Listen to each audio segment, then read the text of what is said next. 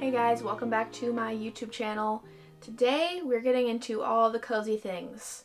Cozy is one of those words that just makes you feel good. Hopefully it makes you feel good because it's kind of one of my favorite words, favorite things to try to achieve in my home and in my day-to-day. So today we're just going to be going through some fun cozy hobbies, and when I think about what it means to be cozy, I just think about this feeling of being at home and being, I don't know how to explain it. It's like this contentment and joy in your heart and just feeling safe and calm and hopeful and inspired and all the things. It's just like wrapping a warm blanket around yourself. So these hobbies that we're going to be doing today are hobbies that make me feel like that, and I have a lot of books, so they're falling over. I really do think coziness, or this feeling of being at home, is something that should draw us back to Jesus, because ultimately he is the coziest person to be with, and just that ultimate feeling of being at home is wherever we are with him, and so we can find this feeling of cozy anywhere we are.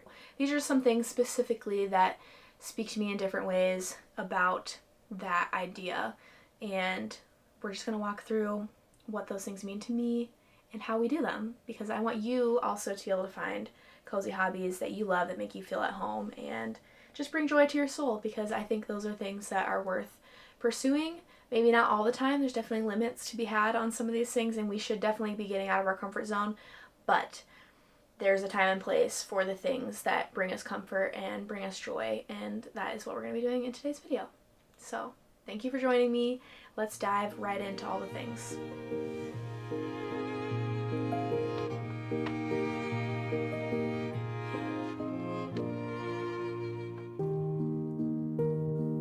I've been wanting to get back into painting for years and years now, and I've done some here or there every few months, but often I have this overwhelming feeling of just thinking about all the different options and different ways that I can go. Options for ideas, different mediums, how big should I make a painting, or even just feeling like my paintings are not going to turn out at all.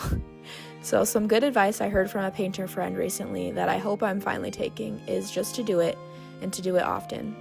To make bad art, and hopefully to make some good art along the way. 5 minutes of painting is better than none, so hopefully I will be able to do this hobby more consistently now that I've jumped the initial hurdle of just starting.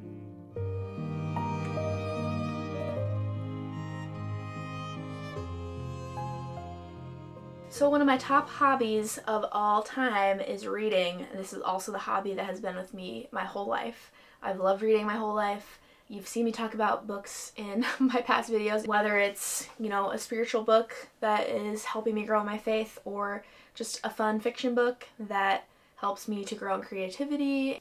We're going to break down the first quarter of reading for this year quickly. I'm not going to go super in depth, but we will just go through what I've read so far and what I'm currently reading. I would love to know what you're reading in the comments, because I love getting new book recommendations, especially fiction. I'm a big fiction girl.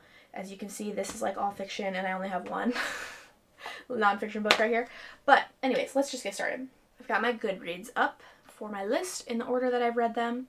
So the first book that I read of 2025 was book 2, which is Legendary. Legendary, I gave 4 stars. I really loved this whole series, but Legendary might have been my favorite one. This was our first one where Donatella, the other sister, is the main character throughout the story, and I really liked her character. Really liked her character growth throughout this book, and the way that Stephanie Garber writes is just so different than anybody else I've ever read. It's very fantastical and feels like a fairy tale. I highly recommend reading any of her books. 4 stars for this one. Next, I do not have the physical book, although I would like to buy it because this was my first 5-star actually of 2025. But for our book club, we read The Unmaking of June Farrow, which is like a blend of so many different genres. I would describe it as like murder mystery, magical realism, kind of literary fiction, a little bit too, a little bit of romance. You know, it was a really good blend, which sometimes is hard to blend genres like that. But this book was kind of perfect. Perfect might be a stretch because nothing's perfect, but everyone in our book club loved it so much. It ended how I wanted it to while still having twists and turns that kind of kept you guessing throughout the book. So that's a really good mystery type fiction book that I would highly, highly, highly recommend if you have not read it yet. Actually, I picked up Throne of Glass to restart the series. I've only read through the whole series one time, and I've been biding my time to reread it because there's so many books I've been waiting, and I finally decided this is the year. And I flew through the first book because, one, I've read it before, but also it's just fast-paced and very entertaining. 4 stars for this. I won't blabber about it too long because you've seen it all over TikTok and whatever. But anyways, rereading, and I'm loving the reread so far. After that, I also do not have the physical book of this. I borrowed this from a friend, but I finished the Caraval series. I read Finale, and Finale I gave 5 stars. Finale, the way that the series ended was just so good. Honestly, I'm like struggling to remember what actually happened, other than that I know that I really liked it. Again, like things kind of come together, and yeah, it was just a really, really good series. And like I said, Stephanie Garber is definitely one of my new favorite authors. After that, for book club, we read the rom-commers. For a book club, we pick usually 1 book a month and we try to switch genres. And I gave this a 3.5 star rating, not because it was bad particularly. It wasn't bad. I wasn't obsessed. I do think it was good. It's fun. It made me like giggle and whatever at the end, you know. I do like the way Catherine Center writes. This is the 3rd Catherine Center book that we've read for book club. So we know that we like her and her writing, generally speaking. Then I read The Assassin's Blade. I know there's lots of debate on which order to read the books in, so I decided to read it the way that you should read it and read this after you read the first book. So anyways, cry every time at the end. Even though you know when you start the book what is going to happen, because it says it all over the first book, you still read it and you still cry, and it's so good. So still probably a 4 star. I don't know what I rated this. Then I just continued on in the Throne of Glass series, and I read the 2nd book and the 3rd book also quite quickly. I actually gave both these 5 stars. I think Air of Fire currently is my favorite one right now. The reread is going so well. And then for book club, we actually read The Book Thief, so this is very different than the last few books that I've talked about. But I bought this at Goodwill a while ago, and then we ended up picking it for book club just to get a historical fiction in there. And while this book was kind of like a grind to get through, I did enjoy it, and I was engaged, and I was learning a lot, because I've actually never read this book. A lot of people I know read this in school for English class, but I've never read it. And people always talk about how good it is and all this kind of stuff. And so even though it's not necessarily a happy book, there are some happy things at the end and happy things that happen. But for the most part, it's obviously about the Nazis in World War II and how Germany was then and everything like that. So it's very sad. It's very heartbreaking. And I cried a lot at the end of this. Even though like in the middle of the book you know what's going to happen. Even at the beginning of the book you know what's going to happen. The perspective is very interesting because Death is the narrator.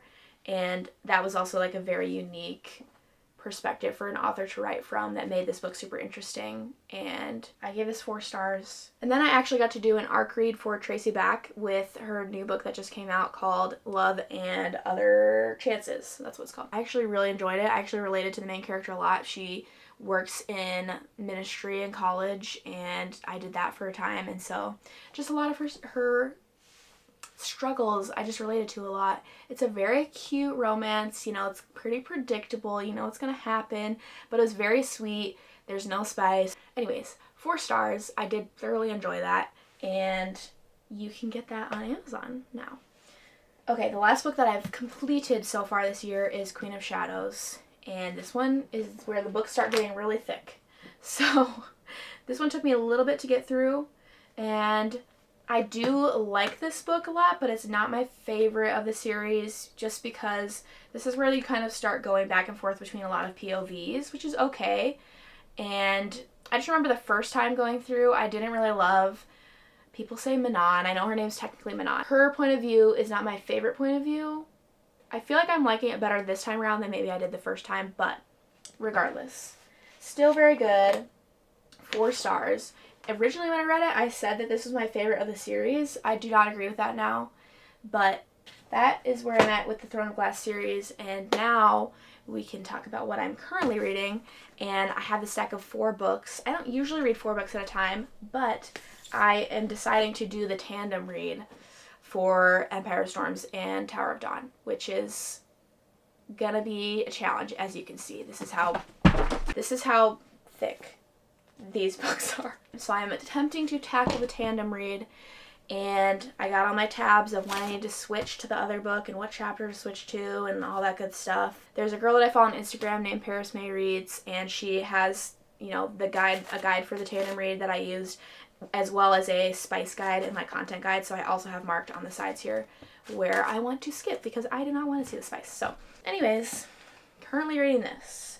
Also for book club, our next book is Sunrise on the Reaping, which just came out.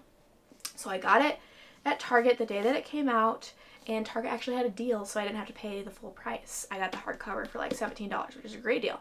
Because I'm actually giving myself a book buying ban. This is probably the only book I'm allowing myself to buy this year because you can only buy it right now. It's not available anywhere else. I just have a lot of books on my bookshelf that I haven't read yet. Things like Book Thief was one that's been on my bookshelf that I just haven't read, and I have so many of those that I need to read before I allow myself to buy anything else. So that's my goal this year, is to read down my TBR, my physical TBR. Anyways, I've seen lots of sad things about this book already. Not any spoilers, but just people being like crying online. So it doesn't seem too long. I love the Hunger Games series. I'm excited to read this. I love Haymitch. He's great. I didn't love Ballad of Songbirds and Snakes, which is the one about President Snow. And I know you're not supposed to because he's evil and we hate him, but hopefully this is better for me personally than that. So I'll be reading that this week. Also, at church we've been going through a series on the Lord's Prayer, and Harrison got this book a while ago, and I remembered that he had it when we started the series, and so I got it off our bookshelf and just started reading it as we're going through the series. This is really good. Very helpful in terms of just like how we think about prayer and how we come to God in prayer and what we ask God for in prayer. And I don't know, I've just been really loving the in-depth breakdown of a really important passage in the Bible as Jesus teaches us how to pray. So I am almost done with this. I have 2 chapters left, I believe. But let's read for a little bit, I think. That's very cozy. It's like cloudy and a little bit gloomy out, which is perfect reading time. So I'm going to put away all these books and I'm going to read for a little bit, and then we can move on to our next hobby.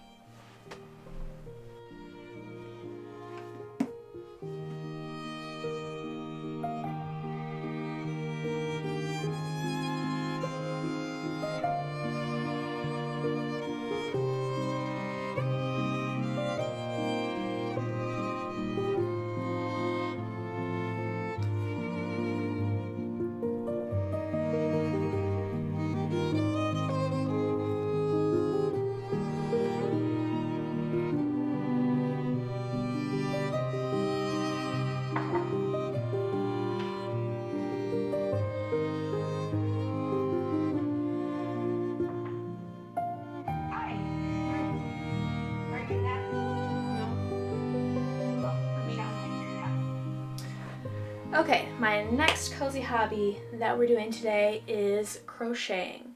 This is a very cozy hobby. You can do it watching a movie, you can do it anywhere really, you can take it with you. This is one of those that doesn't matter if you're at home or you're somewhere else. So this is the first thing I ever crocheted, and now 2 years later, 3 years later, I actually don't even know how long it's been since I crocheted that, I decided to try again.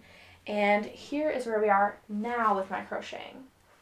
I have all these granny squares because my first crochet project back, very ambitious of me, was to make a sweater, a full sweater. So there's this girl that I found on Instagram who made this crochet sweater out of a bunch of granny squares. She actually has a tutorial video on YouTube with a compilation of all those reels that she made for it. So I'll link that below if you want to make the sweater. But I have been working on this since like the beginning of February, and it is currently March 21st. So basically these are gonna get sewn together like this. There'll be 4 big ones to cover the front, 4 on the back, and then there'll be some on the arms that go kind of like this, and they'll get sewn together as sleeves all the way down the arm, and then those will get all attached. So probably one of these big granny squares has been taking me like almost 2 hours probably. So plan accordingly and don't be so ambitious, but I'm excited for this to be finished. So I have my body pieces all done, and now I'm starting to work on the first granny square for the sleeves. But anyways, I am gonna crochet away. This is one of those hobbies that I find very therapeutic and is fun to work on because, like I said, you can bring it anywhere that you go, and it really does make you slow down a lot, and you have to focus on what you're doing. You can do something else while you're doing it. Like I said, I do this a lot while I'm watching movies, but I just love the process of crocheting and being able to make something. I talked about this in my sewing video, but being able to make something out of nothing, basically nothing, is very cool, and I think it's something that is reflective of God, and something that I think we should all strive to find some kind of hobby or some kind of thing that we're doing where we're bringing order, creating order in something, because that's how we reflect Jesus to the world and just the gifts that he's given us. This is just one of those things that when I finish this, I know I'm gonna look at that sweater and think about that often, and just think about the fact that God gave us the ability to create things. I just think that's so cool, and we should celebrate that more. So if you want to get real deep in your thoughts, pick up crocheting.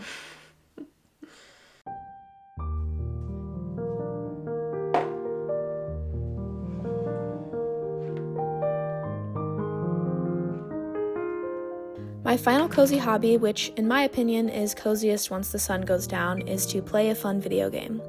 This isn't necessarily a productive hobby, but I think that you need at least one hobby that's purely for the fun of it. My game of choice is Hogwarts Legacy. I really don't play very often. When I got the game, I gave myself a limit of max 2 hours a week of playing time, and I rarely ever hit that. I think it's wise to have a limit for yourself because it's very easy to get sucked in, and then 4 hours later you look at the clock and wonder where the time went. But sometimes you just need to play some games and run around as a fictional character.